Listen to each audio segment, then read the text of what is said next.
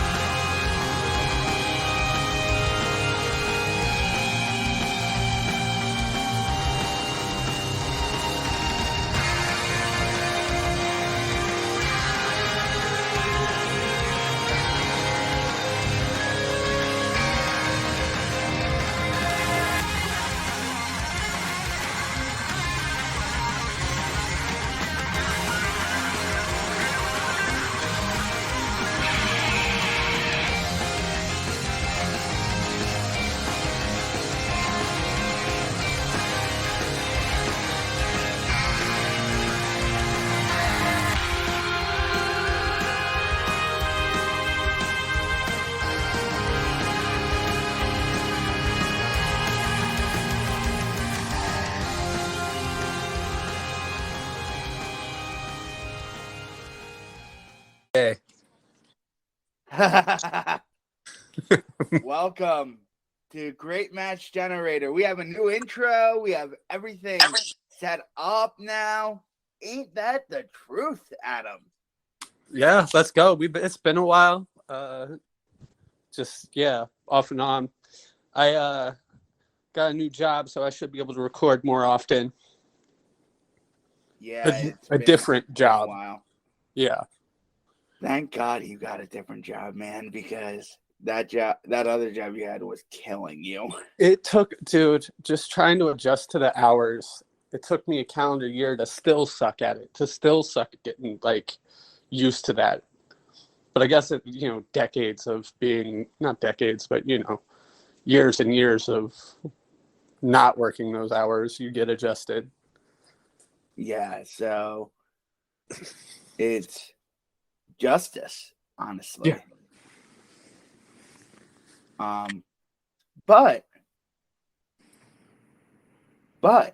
we are here. We're a Great Match Generator. You went to Forbidden Door.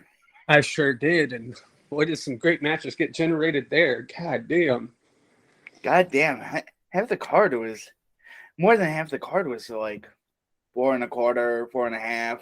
I'm like, so I and another one, and another one, and another one. Yeah. And another one. So I typically make a rule not to go crazy at shows, but this time around, I was like, all right, I'm just gonna have a beer or two and actually watch this. And I watched the pre-show, and I was kind of in reviewer mode a little bit. So I was like, oh yeah, that Swerve match, the Swerve Keith Lee match, I'd give that 4.25. By the time we were 2 matches into the main card, I was like, nah, fuck this. This show's awesome. I'm not in nerd mode. I'm just gonna scream for hours. Yeah. And not have beers, but scream though. Yes. Because you don't want to not remember your experience at Forbidden Door. Right. And it was such a high, you know what I mean? Because there's only, it's cool going to a Dynamite or whatever, or just, I don't know, a random show, an indie show, whatever. That's a once in a, how many shows have been that great? American pay-per-views have been that great ever. Once in a generation pay-per-view. Yeah. Yeah, so it certainly is Ollie there. What did you have as match of the night for that? Osprey Cassidy. Same. I couldn't even it just kept I don't think I've bit on near falls that much at any show ever, any match. I'd have to really think. Because you got fighting on near falls at the theater. I was like, oh shit. How was it at the theater? Did you get to watch the whole show? I did get to watch the whole show. Okay, you didn't get the Revolution experience me and Josh got. I was so mad. Thank God for having other, whatever, you know what I mean. So yeah, we were at the theater and it just cuts out in the middle of the Battle of the Atoms. But yeah.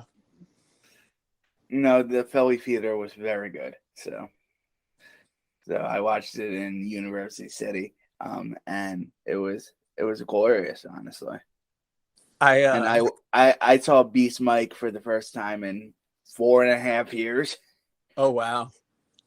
It's been that long because we've talked obviously for since then but we haven't seen each other because pandemic and he had a kid and everything like that. So it's been like 4.5 years. So yeah. Yeah, it was crazy fun night. Like my buddy Tony, he'd never been to a pay-per-view like that, and like, you know, we're from Cincinnati. Moxley's his dude, so like, you know, he gets to see Moxley have this great moment. And Tony's stepdad came with us, and he's, you know, he'd never seen nothing like that, like in person either. And I got to meet up with Trish, of course, you know, so it was fun time. Fun times. You know what else was fun? Watching these matches. Yeah. You know what? It was fun. It was. I even the one I'm gonna, I guess technically, if I'm thinking about it, that's kind of the main event here because that would be the last one in chronological order. I had fun just making jokes about it and stuff and just talking to people on Discord because like it just had such a pace where I was like, oh, I can like stop and talk in between. But yeah, we'll get to that. But we have John Bout versus Liano Pellacani from France in 1957. Then we're going to Genichiro, Tenryu, and Stan Hansen versus Giant Baba and Rusher Kimura from All Japan Pro Wrestling in November of 1989. And then we're going to the Real World Tag League final of 1997. Mitsuharu Misawa and Akiyama versus Toshiaki Kawada and Akira Taue, the Holy Demon Army from November of 1997. And then we have Undertaker versus Kane from WrestleMania 14, 3/29, 1998. And we have the chuckle. I can't even hold back the evil laugh. Just I can't wait to get to that one. Let's talk about France, though. Yeah. Which was really a TV show. Yeah, I had no context going in, so like I was like this is joined in progress, but it's 38 minutes long. I'm like, I had the YouTube comment where, did you see that YouTube comment where it said it joined 2 minutes in and then you watched the match? So I didn't know. I was like, oh yeah. So the match really started 2 minutes in. Okay, so I was like, it was a finish of one match, and then the real match. The real match was that. It was just I was like, God damn, joined in progress. So it's 38 minutes. Did they have a fucking? Were they doing 60-minute classics back in France, 1957? I was like, shit. But no, they were not. But they were having some fun though. They were having some fun. Yeah, they were out there, dude. It was fun. I mean, it's pretty like, I mean, we do this every time we have one of these France matches. It's pretty revolutionary grappling for its time. Not even just grappling. Some of it's kind of like more high spottish too. Like, yeah, it is high spottish. It's when I say high spottish, I don't mean like a fucking Young Bucks match or like swerves out there, but like, you know, I don't know. You know what I mean? Like it's building to a high spot. Yeah. And it's building to these head scissors, these power bombs. these weird little holds, and it's fun. It's just fun. I can't rate it. Yeah, because you can't.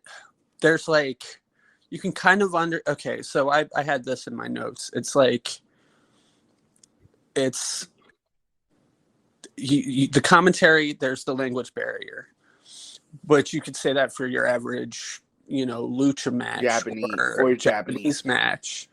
But like, we've all, well, not we all, but like me and you, we've watched enough King's Road or whatever, or lucha, where like we understand the psychology. We know who I don't want to say babyface, bad guy, but and we understand some of the story where it's like, oh, this is playing off that spot from that match and stuff like that.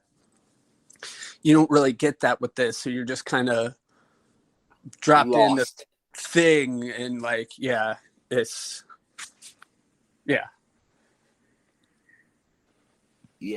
kind of lost, and you're just like, I don't know, 3, Yeah, I just didn't even want to rate it, just because I didn't rate it, but I don't think it's fair to rate it, because it's just like, no, it's not fair. No. Yeah.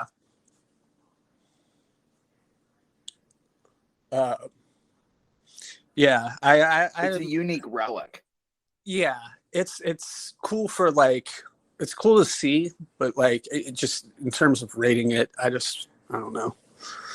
Like, I'm not gonna rate Titanes El Ring from 1981 from Argentina either.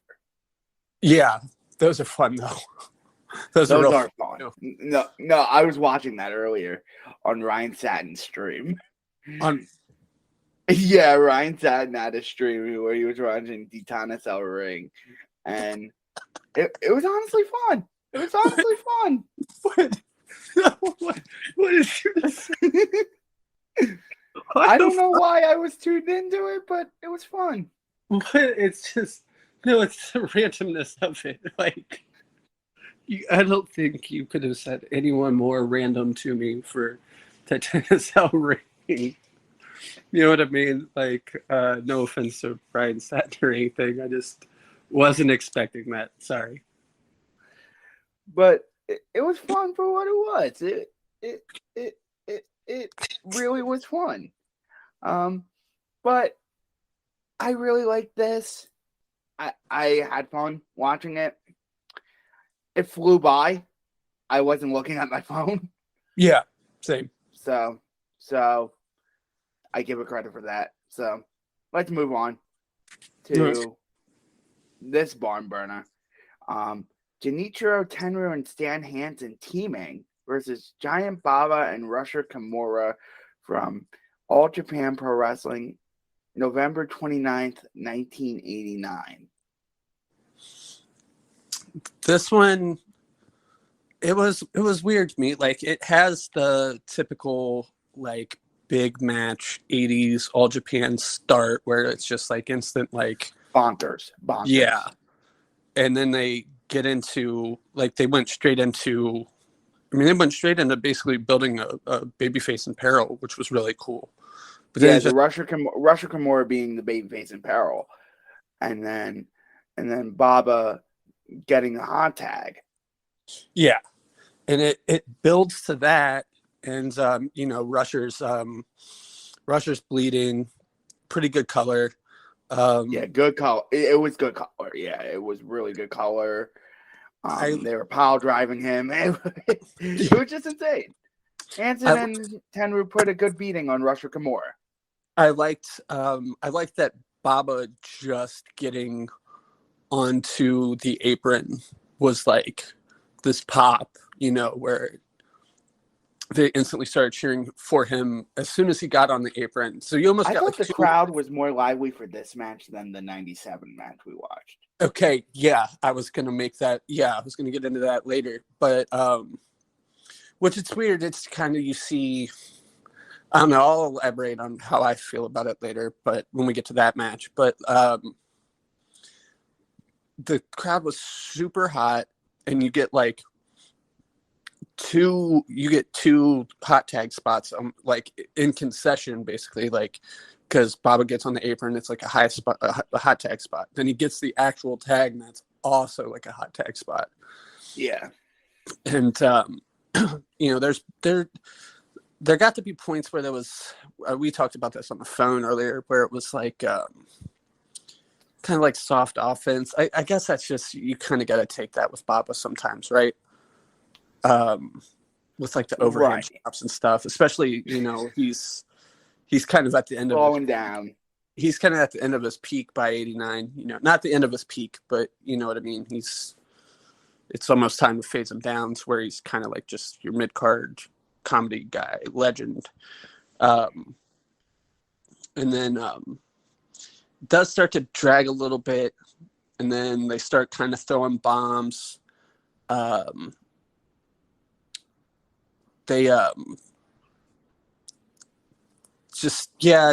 they just keep working, and they get Hansen and Tenryu working over Baba, cutting off Kimura, and I liked some of that, like some of the cutoff spots, especially where they would cut off Kimura from making saves, and then I really liked the finish sequence where Tenryu like goes for the power bomb.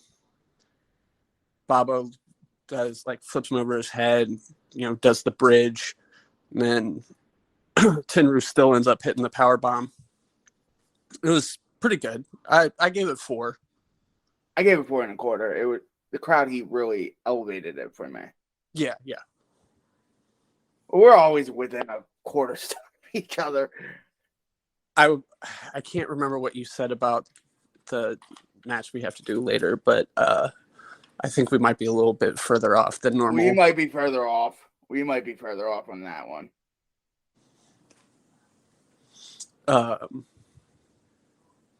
But yeah, I got distracted by this Danielson Kamala match.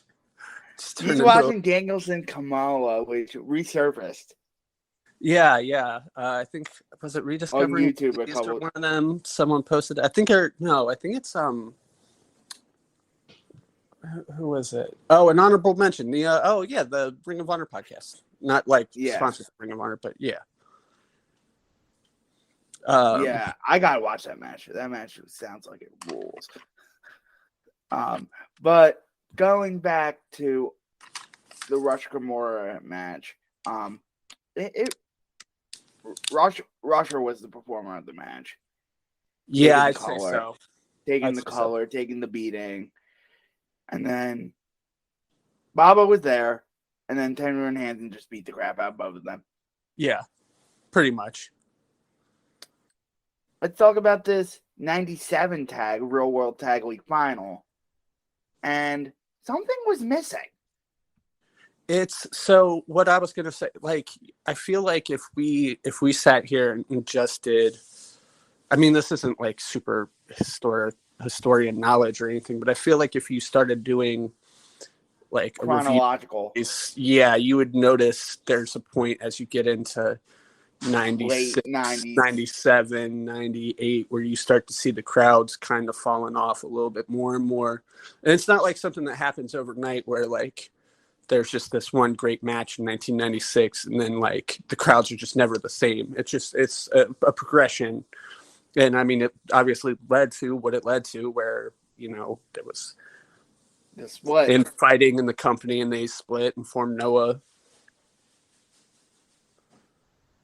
I liked this. This had a fast start, but it wasn't like a fast start. Like they started like, I don't know, kind of felt like a Southern Indie hot start. Like it was like, it was a Southern Indie type hot start where it wasn't like fast, go.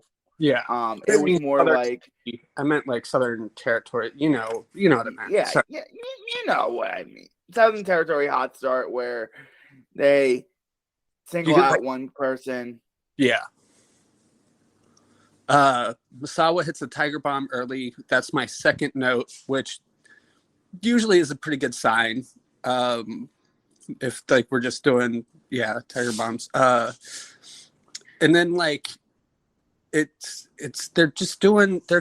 felt like they were going through the motions, but it felt like they could have gone through the same motions a year or two prior, and the crowd Oh would have yeah. been there, and that's what would have. And I don't mean going through the motions for Misawa, Kawada, Taue, and Jun Akiyama. It's like still some of the best shit Insane. you'll ever see. So that I don't want it to. We're also like grading this on such a curve because we're comparing it to, you know, all of these great All Japan Japan matches. Yeah. Yeah, And we've seen the best All Japan matches of all time, and then this one comes, and you're like, this is not the best, and but the best part is, spoiler guys, we're both going to give this like 4 3/4, yeah, which means like that's the scale we're we on. didn't hate it. Yeah, it means like it's still like an all timer.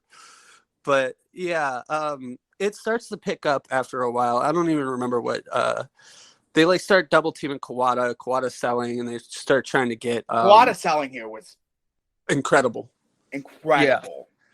And I think that's where it started to pick up because I had just written down something's missing here, and then I typed on Discord. I was like, someone made a joke. They were because all the fucking just body wait till Kawada sells. Well, so I posted the link to the match, and someone was joking, like doing the body shaming shit that we've seen on Twitter from the past few days, where they were like, "Yeah, there's not enough muscly men in this," just joking around with me, and I was like, "I did just write something's missing, but I don't think that's it." And then, like right after I said that, fucking Taue hits a suicide dive, and all this crazy shit starts happening. I'm like, "I ain't missing shit no more. Now we're cooking." And he hits that apron choke slam. Taue gets in as the legal man. He's him and Misawa are going at it. These are 4 all-time greats. Just you just drop the mic at that point, and you're just like, yeah. Not like the finish was great either. What was the finish? Why am I drawing a blank on this right now? I don't even remember. Didn't Kawada just hit him with the power? Yeah. Okay. Yeah. Kawada just powerbombed him. Yeah, it wasn't like a legendary finish or anything. The finishing stretch was fun and very exciting because they did a really good job of all four performers made it look like there was this struggle to like they wanted it, you know. So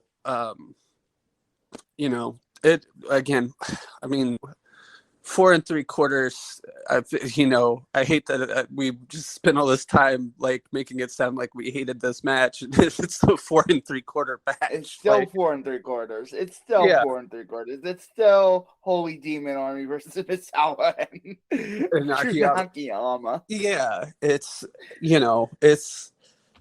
but on that scale, it's kind of fucked up, Again, Kawada, I just want to reiterate on the Kawada thing, just incredible selling during that stretch there in the middle. Yeah,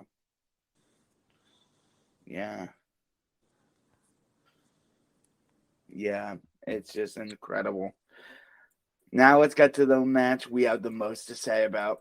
I was going to say, there's been enough talk. It's time for the main event, but actually, we got a lot of talking to do with this one. I got a page full of notes right here. I put, oh my God, on Twitter, I had to put, I swear to God, this is true too. You know this.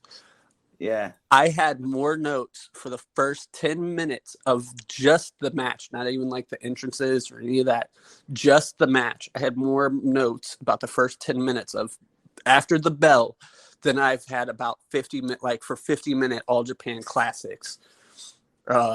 Fucking peak Vader matches, whatever you want to, all-time great Joshi matches, lucha matches. I had all these notes all ready for this match because I was just like watching this and I was like, I don't know. I wasn't feeling this one. It's very it's just real very WWF. Yeah. It's okay, so I'll introduce it. It's Undertaker versus Kane, WrestleMania 14. Yeah, Boston Gardens. They okay. So I'll give my own little personal note. I don't know if you know this story. I've met Pete Rose twice. The first time I met him, we were at, I was very young, and he was at like a sports memorabilia show in Kansas City. And I was so young, I wasn't fucking thinking about it, right? But he's got like some obscure fucking football game on, like college football. And my dad just goes up to him, and we talk to Pete Rose, and, you know, I'm talking to him. Like, my grandpa went to high school with Pete Rose. Legit. Really? Maddie, yeah. And, like, yeah, everyone here, like, from back then, they've met Rose, Finch, whoever, from those, you know, Big Red Machine teams. And, yeah, so we walk away. Did you say stupid ass say, like, something about Kane? No. This would have been before Kane. This would have been, I'm going to guess, like, 1995. Oh, okay. But so me and my dad, like, after we get done, and Pete's super nice to me. He's like, you can call me Pete. You don't have to call me Mr. Rose and all this stuff. And we get done talking, and we go to walk away. And my dad, I guess it just clicked for him that Pete was watching some obscure fucking college football game. And he just looks at me and goes, he had money on that game. You know that, right? I was like, what the fuck, man? Bruh. Yeah, so that's my first Pete Rose story. My second Pete Rose story was I actually bought like 2 autographed bobbleheads off of him. And by the time I went to sell them, all of his like autographed memorabilia was worth such shit because he'll just go somewhere and sign 5,000 things. And like, if he's put 5,000 more out on the streets, then your shit's worthless again. Like, so yeah, that sucks. And then I did, okay, so regardless of personal stories about Pete Rose, why did they have a heel come out and beat him up? I have no clue. Why didn't they have Taker beat him up? Logic. Have a different, I mean, you can't have Undertaker come out there and just beat him up, because that would look weird too. But they had baby faces on that roster. They could have had, I don't know, fucking Ken Shamrock put him in an ankle lock or something. I don't know. So yeah, they chose Kane. That was awkward at first. Of all fucking people. And somehow, wait, Pete Rose was the second most likable person in this match still, behind Paul Bear. Sorry. Oh my god, you did not like this match. I don't like these performers. So no, it's not that bad. It wasn't that bad. It's so okay. So my notes here, I've got you got like the spooky entrance. I don't hate the spooky stuff inherently. Like I like Malachi Black, you know, or whatever, as long as it doesn't get too crazy with it. I said it was a decent start. Undertaker strikes were always good. Did the crowd seem weird to you? Crowd was a little off. It was like, at first I was like, maybe they're like so taken aback, like they're like, oh, we finally get to see these two dudes fight, because I haven't seen this match in forever, and I remember being really excited for it when I was 9. And there was like a big pop when they had the face off, and then it just died. Yeah, and then it would be pops for like big spots and stuff. But isn't that every WWF match, isn't it? Like, it dies to death. It really is. Outside of like, what, peak Hogan, if he was against the right heel, in the right arena too, had to be that, or the right Austin match. Yeah, that's always been their crowds. I think this is like the best Kane match. It really showcases Kane in the best way, but it's fucking Kane. That's what I'm saying. So we were trying to figure out like what's the best. Like, as I was watching it, I was just on Discord. We were talking about like what's the best Kane match ever, and we were like trying to think like WrestleMania 17, that 3-way with Big Show and Raven.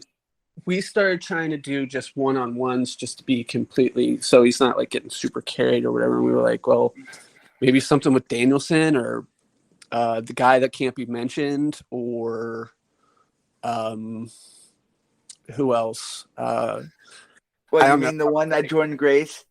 Yeah. I couldn't believe. I was like, why? Why? We were Let's that not. Let's not get ourselves in trouble. we were that fucking bored. Why? No, all right, whatever. Fucking stupid shit.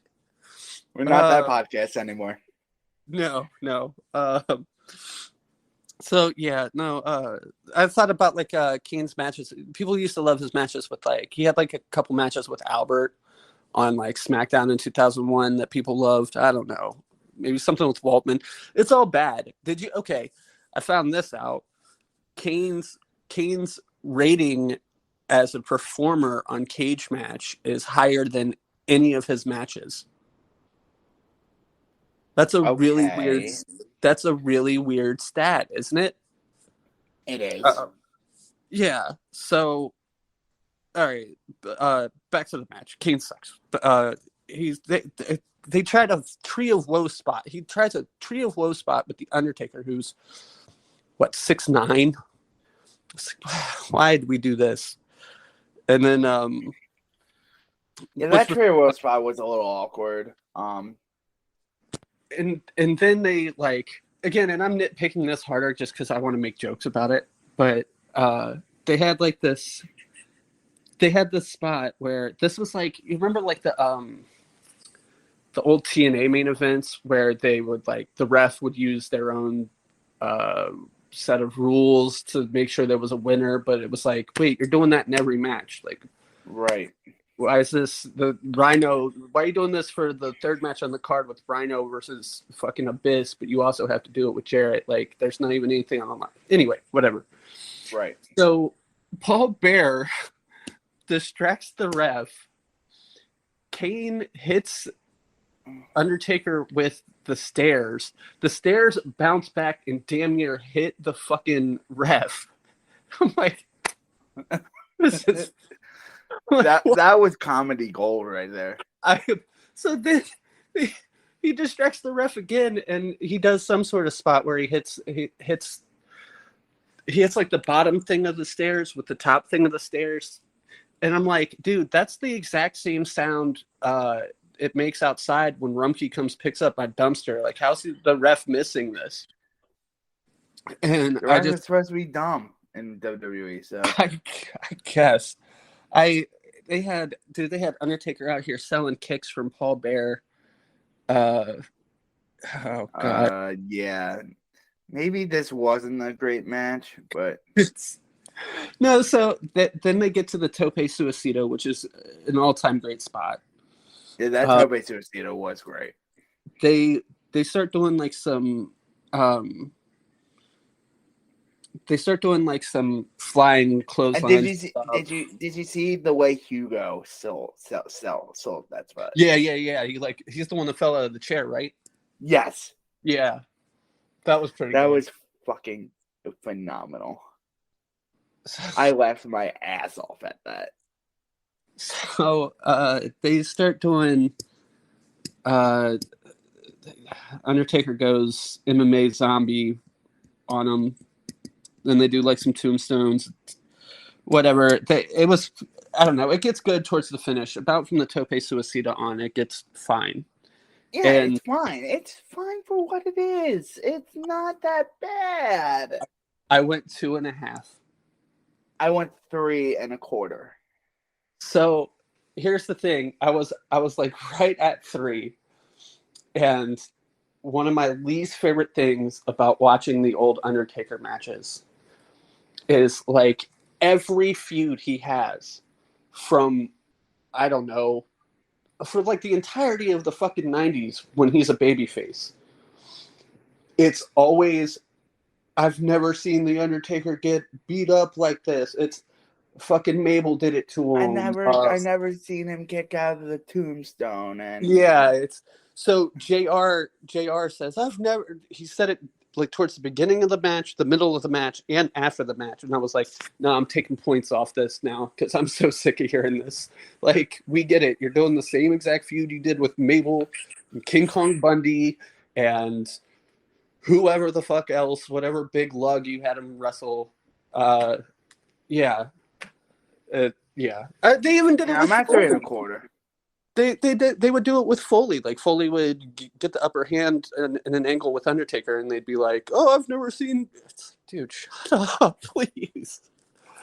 So yeah, 2.5 I think is fine for that match.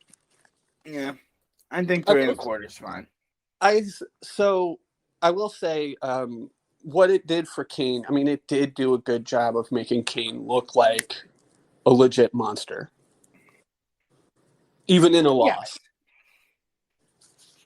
He kicked out 2 tombstones. Yeah, it was booked well. It's WWE. So yeah, it's very, very WWE, because even like the pacing is like, the pacing lends itself to what we were saying about the crowds earlier, where it's like they only pop for big stuff. Well, only big stuff is happening. Like, oh my god, oh, I skipped over one thing in my notes. They're still inside, but Kane hits a fucking choke slam and then grabs a fucking chin lock. Yeah. I couldn't believe what I just saw. I was like, he had a near finisher, and then was like, let me work my chin. The fuck? I was aghast. That word, like, You were aghast. That was the W. Like, that's a very WWF thing. But we'll get better next week, as it's something very WWE. Sasha Banks versus Charlotte. Hell in a Cell. You mean soon to be not WWE anymore? Might be both of them gone. Might be both of them gone here soon enough, but whatever. Yeah, free Sasha. Minami Toyota versus Shinobu Takandori. It's something not WWE. It's All Japan Women from 1998, August 23rd. I can't wait for that one. Kiyoshi Tamura versus Tsuyoshi Kosaka from U-Style, 2404. All right. And then Butch Reed versus Dick Murdoch, Mid-South. See, yeah, that's I can't see. I like that too. I like I don't know. I haven't really gone back and watched Mid-South in a while, so neither, like, I haven't gone back and watched like all the great angles and promos, nor like the old list of great matches from there. So that one I'm pretty excited for. Plugs. Where's my Twitter now? Adam, don't even follow me on Twitter. I'm a menace on there. I'm just a shit poster. I don't know. Don't. Adam Yuri, NTWF. Yeah, that's it. Shout out to NTWF. Shout out to. I want to give a special shout out to Garden State Pro Wrestling. Garden State Pro Wrestling. Yep. Yeah. Trying to think. Just shout out to everybody. Twitter, Discord, whatever. Shout out Social Suplex. Everybody. Yeah, Social Suplex doing it up as always. Yeah, Rich Wada. Liv Morgan never wins. Liv Morgan does never win. Let's see how long she. I can't wait. I can't. Yo, I'm gonna go ballistic when she finally loses. You and Rich both. DJD Kooks on Twitter. Great Match Pod on I think it's Great Match Pod. I think that's our show Twitter. I'm pretty sure it is. Yeah, Great Match Pod. Let me look real quick. Twitter. Great Match Pod. Yeah, I was right. So thank you all for joining us and have a good day. Peace.